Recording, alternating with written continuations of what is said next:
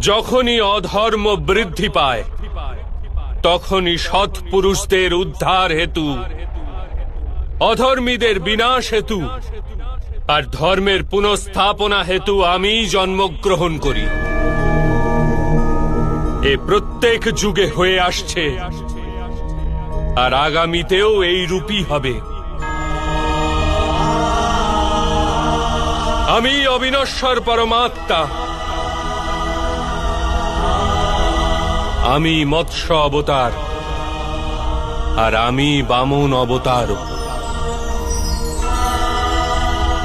আমি পরশুরাম আর আমি রামচন্দ্র ছিলাম।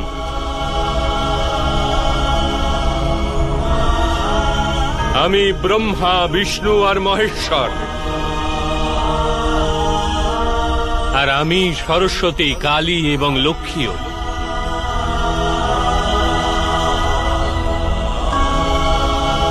আমি না পুরুষ, না স্ত্রী, আর না নপুংসক। আমি না শরীর, না শরীরের অংশ। আমি জ্ঞান, আমি সৃষ্টি, চৈতন্য আর পরম ব্রহ্ম আমি।